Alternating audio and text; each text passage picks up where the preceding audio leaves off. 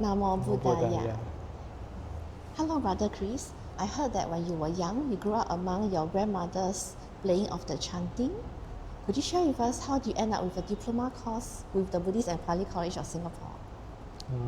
Yes, as I shared with you in our previous conversation, that my journey in learning Buddhism took place when I was young, and when I got sick during COVID that time, I started to listen to Dhamma taught online, and one day the master taught that as a Buddhist disciple of myself, if there's any Dhamma talk that taking place in the surrounding area, you should go and listen.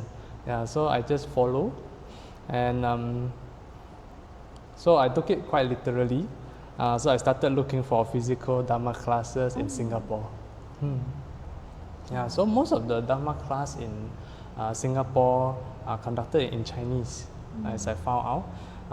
And my Chinese are quite limited, so actually I quite luckily that I stumbled across the introductory class in Mangala, Vihara. Yeah, it was a 10-week course. The content is very structured, and therefore I feel I was able to solidify some of my understanding about Buddhist concept. Then after attending the class, so every week there is a different topic for different learning points during the introductory course. As I went through the formal education system in Singapore with the O-level, A-level and the university, actually I'm quite used to this kind of progressive learning. There is a foundation, and then there's an intermediate and then advanced level where I can go through. Every stage is built upon the previous learning point, so I like this kind of progression. Then after the introductory course, I continue to sign up for the diploma course that offered by the Buddhist and Pali College. I see. So that was so you started with the Introduction to Buddhism course as a foundation. So in the diploma program, there are 5 subjects. So how do you find these subjects? Yeah, so when looking back, right, after I have completed the diploma course, I think it's very different from listening to Dhamma talk, where the Shifu or the Bhante just explain the Buddhist text or the topic of the day, and then that's it for that talk. The diploma course is very organized, and it's have 5 different subjects taught by different teachers who are expert in their field, including Bhantes or the monks, and the lay teachers who have at least a master's in Buddhist studies. So for example, in the Buddhist social dimension subject, we learn how to apply the Buddhist concepts such as the Noble Eightfold Path in today's world. So what the Buddha taught and his attitude towards the social equality, wealth management, and also protecting our environment. So that's application of the Buddhist teaching to the social dimension. Yes, that's right. So then I realized that many of the teachings that the Buddha taught more than 2,000 years ago are very applicable in today's context. Okay. Then another example that I will quote in the geographical expansion of Buddhism, we learn about the development of Buddhism from India to Sri Lanka, and also later on to the Southeast Asia countries such as Cambodia, Laos, Indonesia. I learned to appreciate the huge influence of Buddhism in the surrounding countries, right? Because I come from Vietnam, and also now I stay in Singapore. It's quite different because in today's context, many of these countries are no longer majority Buddhist.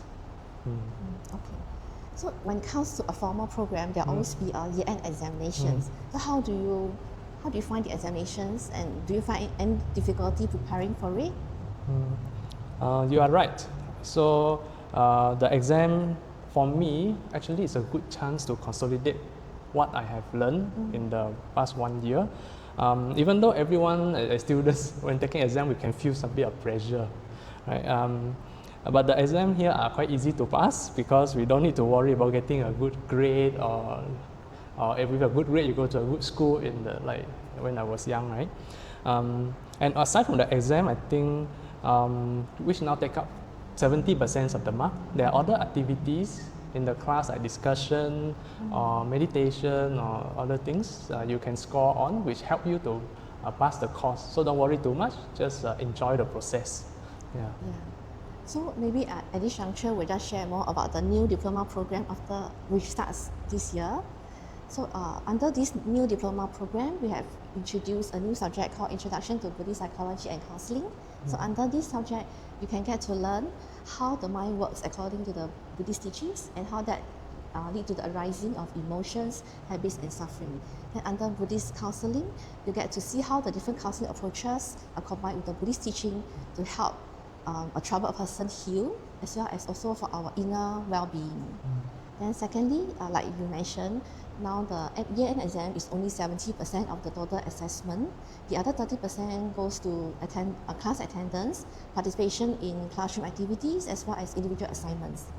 So that relieves some pressure on the year-end examinations. And thirdly, we have also incorporated a lot of practical segment into the different subjects. Like for early Buddhism fundamental teachings, that we incorporated the practical meditation classes. And for Pali language, it's no longer just about grammar and vocabulary. You get to learn the common chants that we use during the puja services. And you also get to learn the different aspects of the puja service. Yeah. So after you have gone through the introduction class and the diploma class last year, and you are not in the DP program, so could you share with us who should join our program?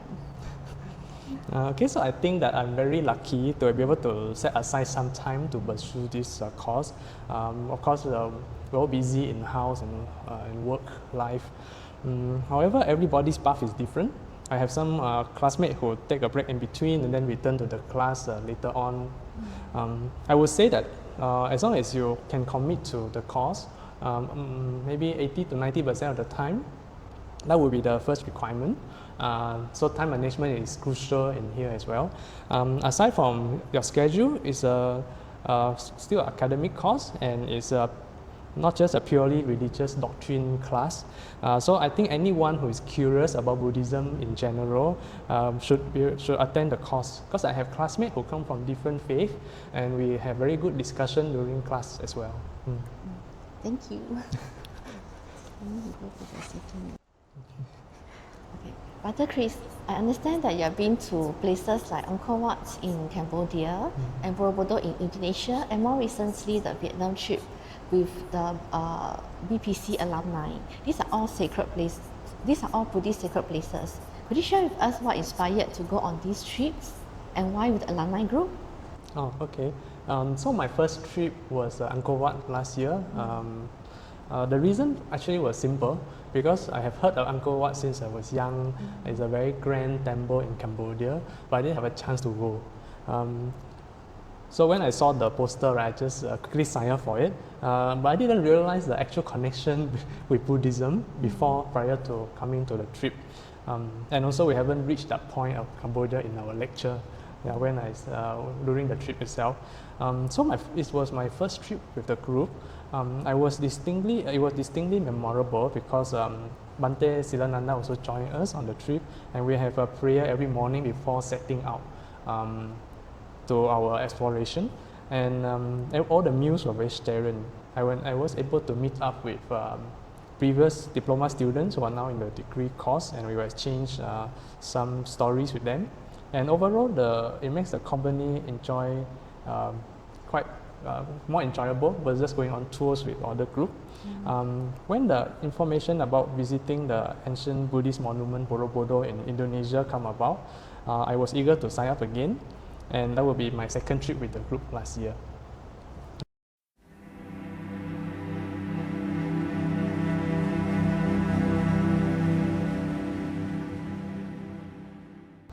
And then just last week, we just came back from a Vietnam tour.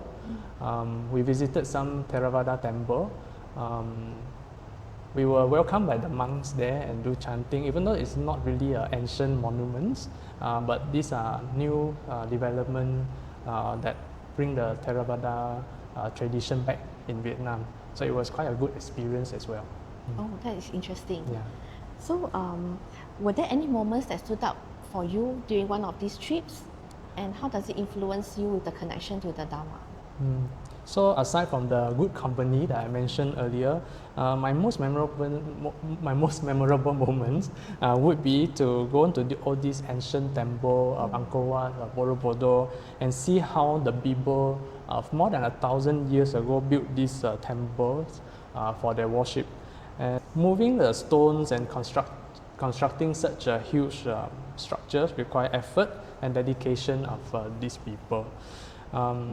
And all this was sponsored by the kings or the royal at that point of time. And in modern day, we all focus on building the tallest hotels or the largest theme park, right? So we kind of lost the connection to all this ancient or this religious practice. Only recently, the trend now is we are more interested in meditation, finding inner peace, or eating healthier. This is where we go back to our religious roots and appreciate what people have done in the past. In the past. So I find that this pilgrimage trip to these places remind us of where we came from. And if time allows, I would love to go to India to see those places that were connected to the Buddha at the point of time. You have learned a lot from these trips, and would you want to share, like, is there any preparation that participants to this trip should prepare themselves with? Is there any like reading up to do? So it would be good prior to going to the trip to read about the history of the places that you're going to.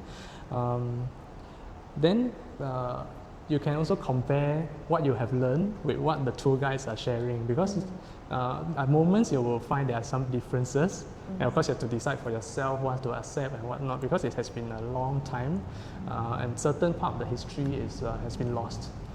Sometimes it's combined with folklore. Yes, combined with folklore. So I would say keep an open mind and always be curious to learn something new. And also, these places might not have the best weather or the most comfortable bed. So, just be excited and prepare to go on these trips.